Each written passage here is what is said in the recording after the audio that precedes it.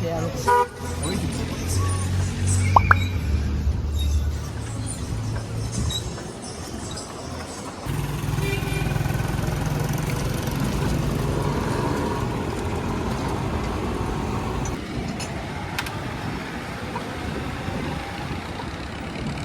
En Cuba, cada reforma, cada experimento y cada apertura ha llegado envuelta en promesas. Promesas de cambios, de mejoras, de esperanza. Pero la historia demuestra algo muy distinto. Muchas de esas decisiones que se tomaron no solo funcionaron de la forma incorrecta, sino también terminaron empeorándolo todo. Hoy te hablo de muchas de ellas y las consecuencias que llevaron a cabo por el simple hecho de no ser lo que se esperaba. Y esto no es que lo diga yo, ni mucho menos que me lo haya inventado. Esto lo dice nada más y nada menos que el paso del tiempo y la nefasta aceptación por parte del pueblo cubano ante estas situaciones. La tarea ordenamiento del año 2021. El día que dijeron que el peso cubano se fortalecería, comenzó el caos. Se eliminó el CUC, más conocido por todos como peso convertible, y se subieron los salarios, pero también los precios. De esta manera, la inflación se disparó, los ahorros se evaporaron y la escasez se volvió peor. Y es precisamente en este momento como gradualmente, a la hora de eliminar el peso convertible o el CUC, nace la toma de otra decisión, que fue la apertura de las tiendas en MLC o moneda libremente convertible. Al abrir todo un grupo de tiendas que fueron bastantes con esta modalidad, se excluyó al 80% de la población que no tenía acceso directo a divisas, ya que con estas monedas podías comprar productos ya sea en dólares o euros, por mediación del depósito de estas monedas extranjeras en el banco y la colocación de estos ingresos dentro de una tarjeta magnética. Resultado: más desigualdad, más mercado negro y más frustración por parte de los cubanos. Ahora, en la actualidad 2025, es increíble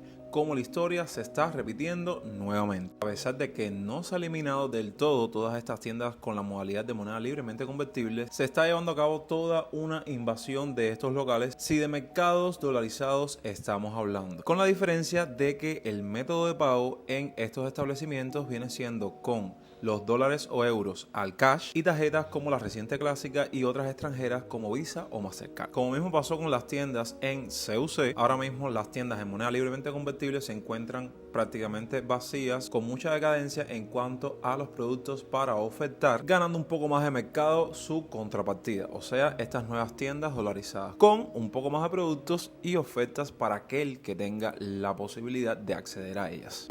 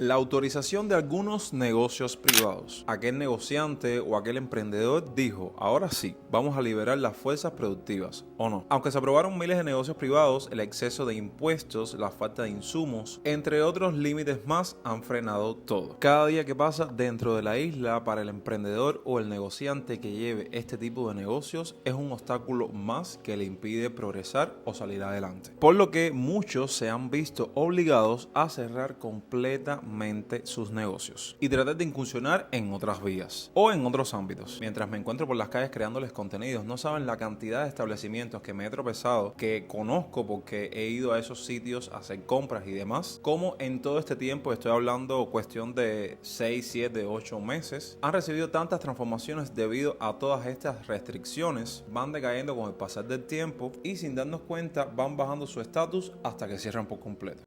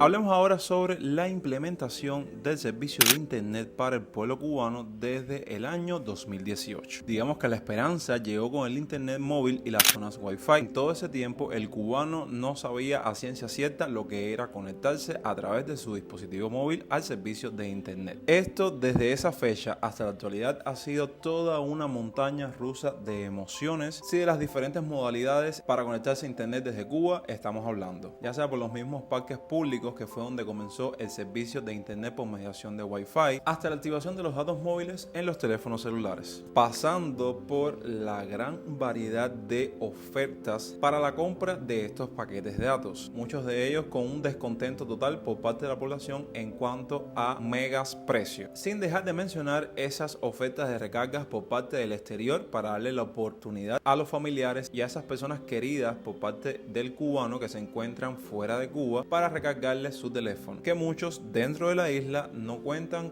con esta oportunidad. Por si fuera poco, ya con las últimas reestructuraciones que se hicieron para estos paquetes de datos dentro del teléfono celular en Cuba, se podía decir que ya las personas pasaban completamente por desapercibido los precios y la cantidad de mega que incluía cada una de estas ofertas. Y es como yo les he dicho en muchos de mis contenidos, no se sabe qué es como tal lo que hace el cubano, pero siempre tenía megas en su teléfono, hasta que llegó el último acontecimiento relacionado con las telecomunicaciones dentro de la isla, ya que a partir del 30 de mayo de 2025 solo se puede recargar hasta 360 pesos al mes, que es a lo que equivale aproximadamente $1 en el mercado informal o en el mercado negro, y el resto del servicio debía pagarse por dólares, o sea, por otras ofertas que ya hemos debatido sobre ellas en el canal respecto a recargas por parte de tus familiares o amigos en el exterior, o por paquetes extra para poder seguir consumiendo datos pero a precios impagables. Evidentemente a día de hoy, en la actualidad, porque este viene siendo como el ejemplo más reciente de los que vamos a estar mencionando en este video, existe un descontento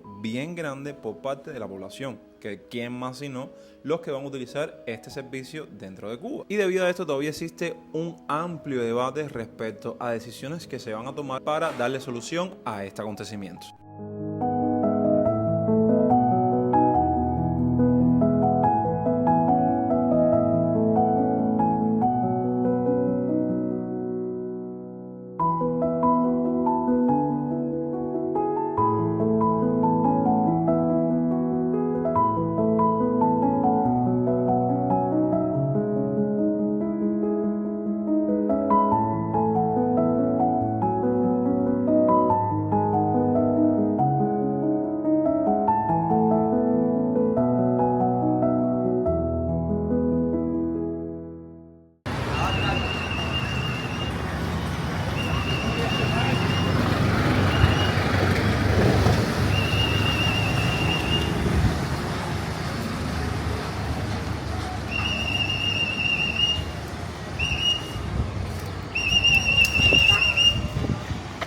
Pan de pelota de pan.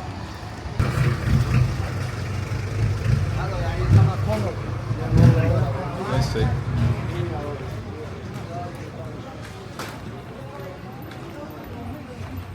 The Bluetooth device is connected successfully.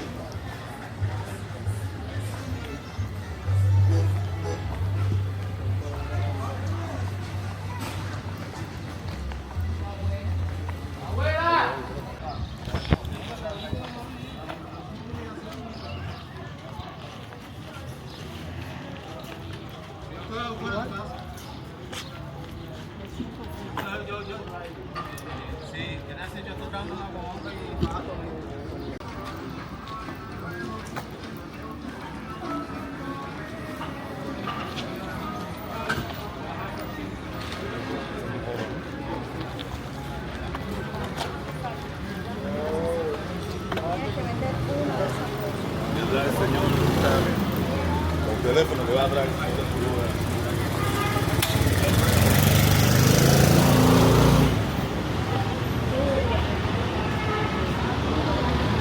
¿Qué me dicen de la decisión de digitalizar los pagos y servicios económicos en Cuba? Esta fue impulsada fuertemente de 2023 y sobre todo en 2024 y constituye una de las decisiones más polémicas de los últimos años. Aunque en principio es una tendencia global necesaria, en el contexto cubano ha tenido consecuencias un poco distorsionadas. Se empezó a impulsar de manera acelerada la digitalización de los pagos, promoviendo que todo, que esto incluye desde compras en mercados estatales hasta trámites burocráticos, se hiciera a través de plataformas como Transfermóvil y Enzona. A esto le llamaron bancarización, con el objetivo de controlar mejor el dinero circulante, eliminar el uso del efectivo e integrar al país en una economía digital. ¿Por qué podemos decir que no está funcionando del todo? Se aplicó sin infraestructura suficiente, ya que muchas zonas rurales y urbanas tienen conectividad deficiente o simplemente no tienen acceso a internet. Hay falta de cajeros automáticos y puntos de ventas electrónicos, mejor conocidos por POS, especialmente